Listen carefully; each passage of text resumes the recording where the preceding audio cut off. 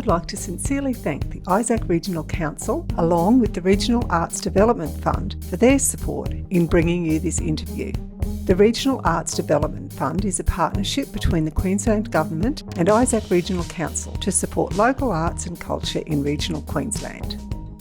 After catching up with beautiful Kate Boshammer last week, I decided it would be a great idea to find out from Steve Waugh just what the Steve Waugh Foundation does to help those kids living with rare conditions. To support Zara's Day online auction and the Steve Waugh Foundation, head to www.zarasday.com.au. Many thanks to Isaac Regional Council and the Queensland Government for their support in bringing this interview to you. Steve, thank you so much for joining me today. I really appreciate it because I know how incredibly busy you are. So I'll get straight into it because I want to really speak with you about the Steve Waugh Foundation. And I'm really interested to know why you chose to assist people living with rare syndromes, because there's so many problems in the world, and why rare syndromes for you? Well, I think it chose me more than anything, and my wife Lynette. It just evolved, really. I mean, I started my charity work in India over 20 years ago and looking after kids who suffer from leprosy or their parents have leprosy in Calcutta. And I saw how much money I could raise and how I could raise awareness and how I could bring good to a cause. And when I retired from cricket in Australia, Lynette and myself decided we wanted to set up our own charity, helping kids who show courage against the odds, kids who showed enormous character. And we started helping kids in the hospital system who had nowhere to turn. And after a couple of years, we sort of became inundated with cases, and we thought we better actually identify who we're helping here. So Lynette did a lot of research and found that most of the kids we were helping fitted into the category of having a rare disease.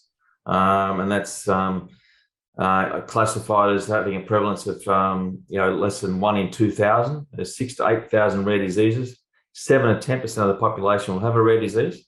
So then we started helping kids with rare diseases, and we realised, hang on, we can't help everyone. There's so much required here. So we decided to even fine tune it more. So we help the kids with extremely rare conditions, the ones that have a prevalence of less than 1 in 50,000, of which is over 400 rare diseases. And we help those because they're the ones that have no support groups, no government funding, and really are the orphans of the health system. So it really evolved from helping kids in India, wanting to help kids in Australia, and now we help the kids and the families that can't get support from anyone else.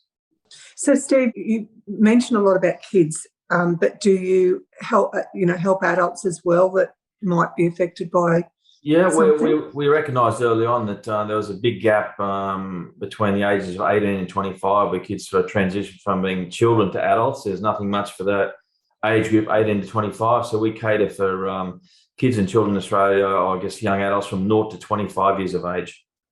And Steve, do you have a certain criteria of where those funds can be spent, or do you just recognise each case on whatever their needs are? No, we have 3 grant rounds each year, and we're having one tomorrow actually, where people log onto our website and they work out whether they can qualify, and they send their needs. We have our own medical health advisory made out of top geneticists and paediatricians that have been our medical health advisory for over a decade now. They look at every case, they come back to us and make their recommendations, and then we sign off on those as a committee at the foundation. So there is a process they go through.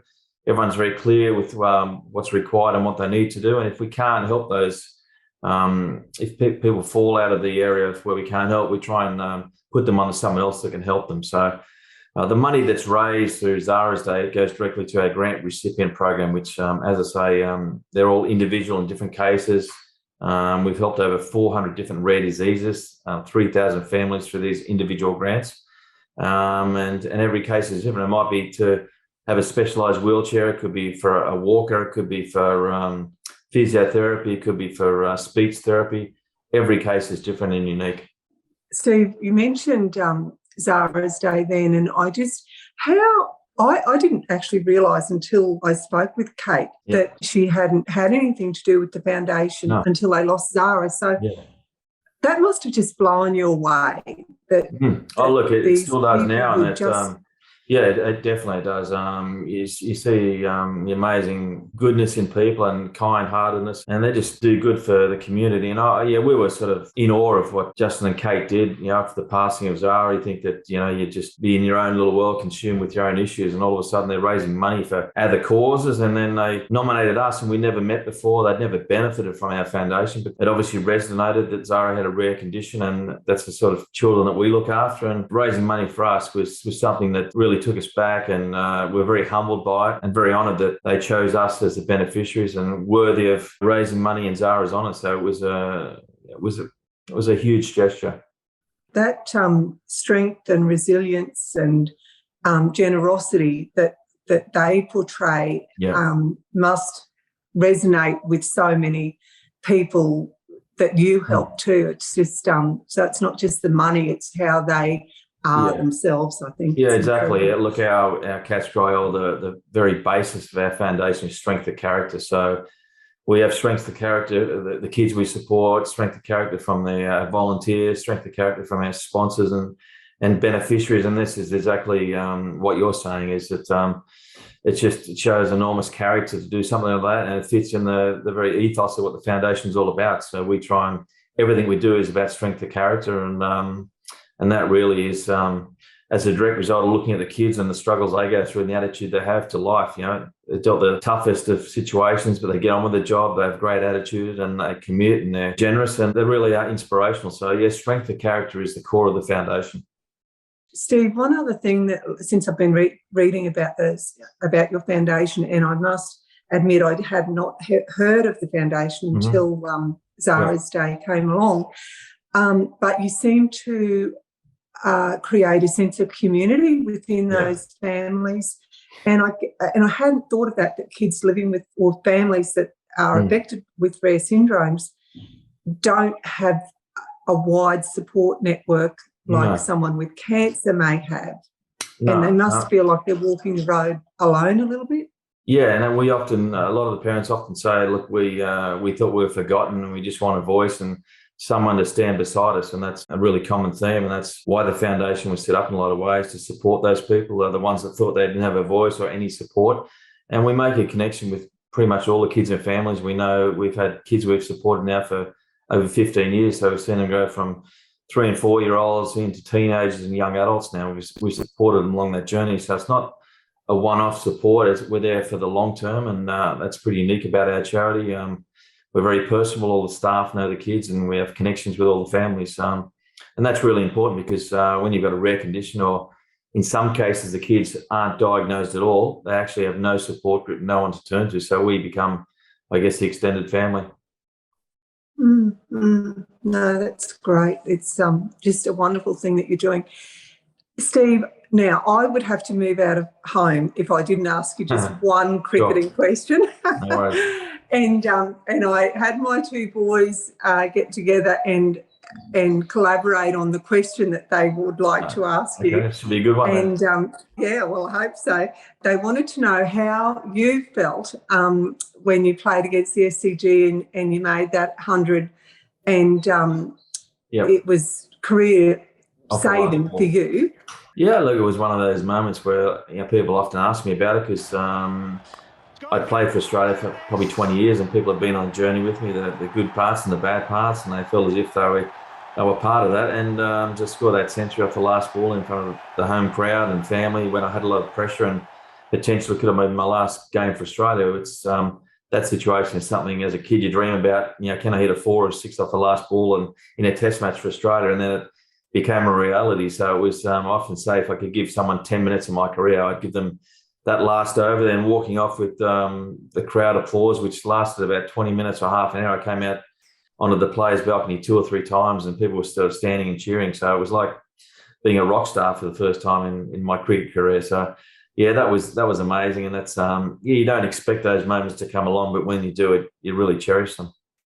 My husband messaged me last night because he's not at home, and he said, I remember that so well. It was the 3rd of January 2003, and we were in the middle of a terrible drought, and we were laying poly. There was a heat wave, and he was listening to the cricket.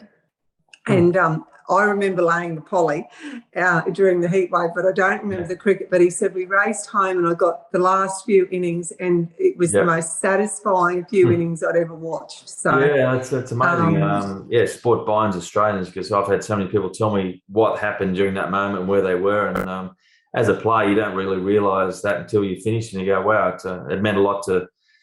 Yeah, it meant a lot to a lot of people in Australia who followed my career, and they were celebrating with me, so it was fantastic. Steve, I just want to mention your amazing book, and Thanks. I love this book. It has a lot about mindset and courage, and it talks about what you've done in India with children over there. But the thing I love about it the most is we bought it for our son Hutton when he was really young, because he just loves cricket, and he's not a big reader. But when I pulled it out the other day, and I'm about halfway through it, he said, "Oh, that's a great book," and I was really surprised. But what I've realised is, and the great thing about it is there's cricket stuff in there, but there's also so much about life. And I think the young people...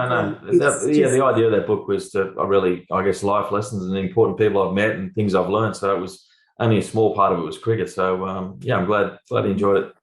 Good. Steve, thank you. I encourage everybody to get online and take part in Zara's Day online auction, and hopefully Justin and Kate and Theo will be able to send you lots of money again this year to help all those kids. Yeah, thanks everyone for your support. It's amazing, and Justin and Kate and Theo are incredibly generous, and we really respect what you're doing, and we'll make sure the money goes to really good use for the kids. Thank you so much, Steve. I really appreciate your time. Yes. Okay. Very good. You. Bye now. Bye. Thanks so much for watching our video. I hope you enjoyed it. And please try to remember to just click on the subscribe button so we can keep you updated with everything that's happening. Thank you.